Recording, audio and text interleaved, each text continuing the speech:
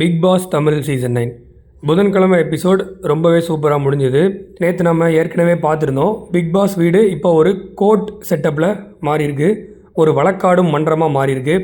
நேற்று வினோத் ஆதிரை அவங்களோட கேஸ் நடந்துச்சு, அதை பார்த்தோம். அதில் என்னென்ன விஷயங்கள்லாம் நடந்தது, என்னென்ன ஆர்கியூமெண்ட்லாம் நடந்தது, எப்படி எப்படிலாம் சண்டை போட்டாங்க, எல்லா விஷயத்தையும் நம்ம பார்த்தோம்.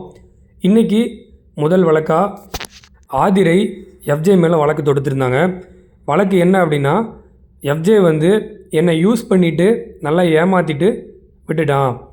ஆதிரை எல்லாருக்குமே தெரியும், 3வது வாரத்தில் வெளியே போயிட்டு திரும்ப உள்ளே வந்தாங்க. ஆதிரை சொல்கிற ஸ்டேட்மெண்ட் என்னென்னா, வெளியே போயிட்டு நான் எல்லா எபிசோடையும் பார்த்தேன்.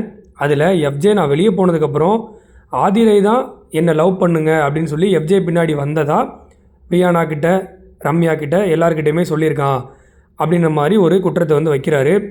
இதில் ஜட்ஜாக அமித் அவர்களும் சுபிக்ஷாவும் தேர்ந்தெடுக்கப்பட்டிருக்கிறாங்க. ஆதிரை தரப்புலேருந்து வாதாடுறதுக்கு அரோராவும், எஃப்ஜே தரப்புலேருந்து வாதாடுறதுக்கு விக்ரமும் வந்திருக்காங்க. எஃப்ஜே அண்ட் விக்ரம் என்ன பிளான் பண்ணுறாங்க அப்படின்னா, இதுக்கப்புறம் இந்த பிரச்சனையை இந்த வீட்டில் பேசவே கூடாது, அந்த மாதிரி ஒரு தீர்ப்பு வரணும். இதுதான் எஃப்ஜேவோட குறிக்கோள். ஆதிரை என்ன பிளான் பண்ணுறாங்க, எஃப்ஜே என்கிட்ட மன்னிப்பு கேட்கணும், இதை நான் தான் பண்ணேன், நான் தெரியாமல் பண்ணிட்டேன், உன்னை நான் யூஸ் பண்ணிட்டேன் அப்படின்னு மன்னிப்பு கேட்கணும் அப்படின்றது ஆதிரையோட குறிக்கோள். ஆதிரை என்னென்ன நடந்துச்சு, எஃப்ஜே யார் யார்கிட்ட என்னென்ன சொன்னால், வெளியே போய் அவங்க என்னென்ன விஷயங்கள்லாம் எபிசோடில் பார்த்தாங்க அப்படின்ற விஷயத்தை எல்லாமே ஒன் பை ஒன்னாக சொல்லிக்கிட்டே வராங்க. ரெகுலராக பிக் பாஸ் பார்க்குறவங்களுக்கு தெரியும், ஆதிரை தான் எஃப்ஜே பின்னாடி லவ் பண்ணுற மாதிரி ஒரு மோட்டிவில் சுற்றிக்கிட்டு இருப்பாங்க.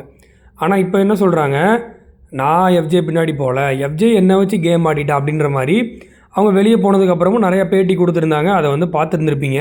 இதை ட்ரிக்ஸாக பிளான் பண்ண எஃப்ஜேவும் விக்ரம் என்ன பண்ணுறாங்க அப்படின்னா, விக்ரம் தான் வக்கீல், எஃப்ஜே கிட்ட சொல்லிட்டாரு. எஃப்ஜே வந்த உடனே நான் இந்த தப்பை ஒத்துக்கிறேன், இனிமேல் இதை பற்றி யாரும் பேசக்கூடாது, மன்னிப்பு கேட்குறேன் அப்படின்னு சொல்லி ஆதிரை கிட்ட மன்னிப்பு கேட்டதுனால ஜட்ஜு என்ன முடிவு பண்ணிட்டாங்க அப்படின்னா, குற்றவாளி குற்றத்தை ஒத்துக்கிட்டாரு, அவ்வளோதான், கேஸ் முடிஞ்சுது அப்படின்னு சொல்லிட்டாங்க. ஆனால் எதிர்த்தரப்பு வக்கீல் அரோரா எல்லோரும் என்ன பிளான் பண்ணியிருந்தாங்க அப்படின்னா, எஃப்ஜே ஃபுல்லாக எக்ஸ்போஸ் பண்ணணும், அவங்கக்கிட்ட இருக்கிற எல்லா சாட்சியையும் வெளியே கொண்டு வரணும் அப்படின்னு சொல்லி பிளான் பண்ணியிருந்தாங்க. ஆனால் அது நடக்கலை. இந்த வழக்கை பொறுத்த வரைக்கும் எஃப்ஜே அண்ட் விக்ரம் என்ன நினச்சி வந்தாங்களோ அவங்க சாதிச்சிட்டாங்க, அந்த டீம் ஜெயிச்சிட்டாங்க. 2வது வழக்காக பார்வதி எஃப்ஜே மேலே ஒரு வழக்கு தொடுத்திருந்தாங்க. என்ன அப்படின்னா, இதுக்கு முன்னாடி அமித்தையும் பார்வதியும் லிங்க் பண்ணி எஃப்ஜே ஒரு விஷயம் லிவிங் ஏரியாவில் சொன்னார், அது எனக்கு ரொம்ப ஹர்ட் ஆயிடுச்சு. அது என்ன விஷயம் அப்படின்னா, பார்வதி அமித் கிட்ட கேட்பாங்க, அமித் நம்ம வெளியே போனதுக்கப்புறமா ஒரு லாங் கார் டிரைவ் போகலாம், நான் கார் டிரைவ் பண்ணுறேன், நீங்கள் பக்கத்தில் இருந்து பாட்டு பாடிட்டு வாங்க, நம்ம ஒரு டேட் மாதிரி போகலாம் அப்படின்ற ஒரு விஷயம் சொல்லியிருப்பாங்க. இதை எஃப்ஜே எல்லோரும் முன்னாலேயும் சொன்னதுனால பார்வதிக்கு மன கஷ்டமாக இருக்குது. இதில் பார்வதி தரப்பில் வாதாடுறதுக்கு விக்ரமும், எஃப்ஜே தரப்பில் வாதாடுறதுக்கு சபரியும் வந்திருந்தாங்க. வழக்கம் போல் விக்ரம் அவரோட வாதங்களை எடுத்து வச்சார். இந்த பிரச்சனைக்கு எஃப்ஜே தரப்புலேருந்து என்ன சொன்னாங்க அப்படின்னா, அன்னைக்கு நான் இந்த விஷயத்தை லிவிங் ஏரியாவில் சொல்லும்போது பார்வதி இதை சிரிச்சுக்கிட்டே தான் ஏற்றுக்கிட்டாங்க. அதே மாதிரி இந்த விஷயத்தை சொல்லிவிட்டு நான் அமித்கிட்டே போயிட்டு மன்னிப்பு கேட்டேன், சாரி நான் தெரியாமல் தான் சொன்னேன், உங்களுக்கு ஹர்ட் ஆகிருக்குன்னா என்னை மன்னிச்சிருங்க அப்படின்ற மாதிரி ஒரு விஷயம் சொல்லியிருந்தாங்க.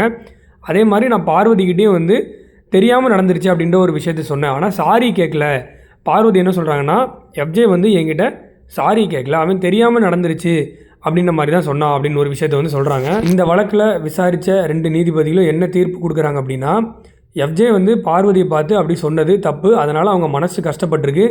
எப்படி ஆதிரை சொன்னதுனால எஃப்ஜேக்கு கஷ்டப்பட்டுச்சோ அதே மாதிரி எஃப்ஜே சொன்னதுனால பார்வதிக்கு கஷ்டப்பட்டிருக்கு. அதனால் எஃப்ஜே பார்வதிக்கிட்ட மன்னிப்பு கேட்கணும் அப்படின்னு சொல்லிடுறாங்க. அதன் அடிப்படையில் எஃப்ஜேவும் மன்னிப்பு கேட்குறாரு, பார்வதிக்கான நீதி கிடைக்குது. இந்த இடத்துலையும் வழக்கறிஞரான விக்ரம் மறுபடியும் ஜெயிக்கிறாரு. ஆனால் இது முடிஞ்சதுக்கப்புறம் எஃப்ஜேவும் பார்வதியும் பயங்கரமாக சண்டை போட்டுக்கிட்டாங்க.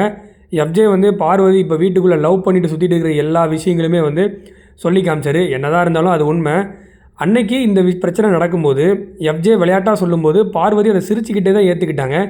இன்றைக்கி ஏன் அவங்களால அப்படி ஏற்றுக்க முடியலை, அதை ஒரு குற்றமாக அவங்க எடுத்துகிட்டு நீதி கிடைக்கணும் அப்படின்னு சொன்னாங்க அப்படின்றது தெரியல. இந்த தீர்ப்பு கொடுத்த நீதிபதிகள் மேலேயே எஃப்ஜே தரப்பு ரொம்ப கோபமாக இருக்கிறத பார்க்க முடிஞ்சுது. அதுக்கப்புறம் நம்ம முக்கியமான விஷயம் என்னென்னா, நேற்று எல்லாருக்குமே தெரியும், பார்வதியும் கமருதீனும் பண்ண 18+ வேலைகளால் ஹவுஸ்மேட் எல்லாருக்குமே டீ, காஃபி, முட்டை, பால் இது எதுவுமே கிடைக்கிறதில்ல. அதுக்காக வீட்டு தலையாக இருக்கிற அமித் என்ன இன்றைக்கி முடிவு பண்ணியிருந்தார் அப்படின்னா, இவங்க நமக்கான பொருட்கள் திரும்ப கிடைக்கிற வரைக்கும் பார்வதி கமருதீன் 2 பேரும் ஒருத்தர் பேசிக்க கூடாது அப்படின்னு சொல்லி முதல்ல சொன்னாங்க. ரெண்டாவது என்ன சொன்னாங்க அப்படின்னா, ஹவுஸ்மேட்ஸ் யாரும் பார்வதி கூடயும் கமருதீன் கூடயும் பேசக்கூடாது அப்படின்னு சொன்னாங்க. ஆனால் இதுக்கு பார்வதியும் கமருதீனும் அக்செப்ட் பண்ணிக்கல. நாங்கள் பண்ணது ஒரு தப்பு தான் அப்படின்றத நாங்கள் ஃபீல் பண்ணுறோம் அப்படின்னு சொல்லி சொல்கிறாங்க. ஆனால் வெறும் வாய் வார்த்தையை மட்டும்தான் அவங்க பண்ணது தப்பு அப்படின்னு சொல்லி ஃபீல் பண்ணுறாங்க. இதை பார்த்துக்கிட்டு இருக்கிற அமித் தான் வந்து இவங்களுக்கு எப்படியாவது இவங்க பண்ணது தப்புன்னு புரிய வைக்கணும் அப்படின்னு சொல்லி விக்ரம் இந்த கருத்தை வந்து அமித் கிட்ட சொல்கிறாரு. அமித் வந்து எல்லாருக்கிட்டையும் டிஸ்கஸ் பண்ணி சொல்லும்போது அவங்க அதை ஏற்றுக்கலை. அவங்க அதை இருக்க மாட்டேன் அப்படின்னு சொல்லிட்டாங்க. இவ்வளோ பிரச்சனை நடந்திருக்கு. இவங்க 2 பேரும் பண்ண விஷயத்தினால மொத்த ஹவுஸ்மேட்ஸுக்கும் பால் கிடையாது, முட்டை கிடையாது, எதுவுமே கிடையாது. ஆனால் இந்த கமருதீனும் பார்வதியும் இன்னுமே திருந்தலை. இன்றைக்குமே மறுபடியும் இவங்க குசு குசுன்னு பேசுகிறது, மைக்கை மறைச்சிட்டு பேசுகிறது, இந்த மாதிரி விஷயங்கள்லாம் தொடர்ந்து திரும்ப பண்ணிக்கிட்டே இருக்காங்க. விஜய் டிவியிலேருந்து இன்னும் எத்தனை நாளைக்கு இந்த பார்வதியை காப்பாற்ற போகிறாங்க அப்படின்றது தெரியல. ஏற்கனவே ஒரு ரூமர்ஸ் வருது, பார்வதி விஜய் டிவியில் ரொம்ப நெருக்கமானவங்களாம், அதனால தான் இவ்வளோ நாள் அவங்கள காப்பாற்றி வச்சுருக்காங்க அப்படின்னு சொல்லி ஒரு நியூஸ் வருது. மார்னிங் ஜாகிங் போகிறேன் அப்படின்னு சொல்லி கமருதீனும் பார்வதியும் பயங்கரமான ஒரு விஷயம் பண்ணிகிட்டு இருந்தாங்க. அப்போ கமருதீன் சொல்கிறாரு, ஏய் பண்ணாத, விக்ரம் கேட்பான் அப்படின்னு சொன்னால் அவன் யார் நம்மளை கேட்குறதுக்கு, அவனுக்கு கேட்குறதுக்கு எந்த ரைட்ஸும் இல்லை அப்படின்னு ஒரு விஷயத்த சொல்கிறாங்க. அது மட்டும் இல்லாமல் பா நம்ம ஹக் பண்ணிக்கலாம் அப்படின்னு சொல்லி அந்த கேப்பில் ஒரு விஷயத்த கமருதீன் கிட்டே கன்வே பண்ணுறாங்க. பிக் பாஸ் வந்து மயக்க மறைச்சிட்டு பேசக்கூடாதுன்னு தானே சொன்னார், காதுக்குள்ளே போய் ரகசியம் பேசக்கூடாதுன்னு சொல்லலை. அப்படின்ற மாதிரி பிக் பாஸ் அவமதிக்கிற மாதிரி என்னென்ன விஷயங்கள்லாம் பண்ண முடியுமோ எல்லாத்தையும் பண்ணிக்கிட்டு இருக்காங்க. பண்ணுறது மட்டும் இல்லாமல் கொஞ்சம் கூட குற்ற உணர்ச்சி கூட இல்லை அவங்களுக்கு. நம்ம பண்ணியிருக்கோம், நம்மளால் எல்லாருக்கும் தண்டனை கிடைக்கிது அப்படின்றத கூட திரும்ப புரிஞ்சிக்காமல் அதே விஷயங்களை திரும்ப பண்ணிக்கிட்டே இருக்காங்க. பார்க்குற நம்மளுக்கு பயங்கரமாக கோவம் வருது. ஒரு தடவை சொன்னால் பரவாயில்ல, 2 தடவை சொன்னால் பரவாயில்ல.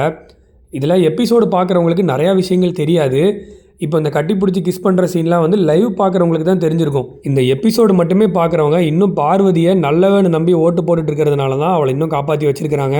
பார்வதியும் கமருதீனும் பிக் பாஸ் ஹவுஸில் பண்ணுற இந்த விஷயத்தை பற்றி நீங்கள் என்ன நினைக்கிறீங்க அப்படின்றத மறக்காமல் கமெண்ட் செக்ஷனில் சொல்லுங்கள். அடுத்து ஒரு இன்ட்ரெஸ்டிங்கான வீடியோவில் நான் உங்களை மீட் பண்ணுறேன்.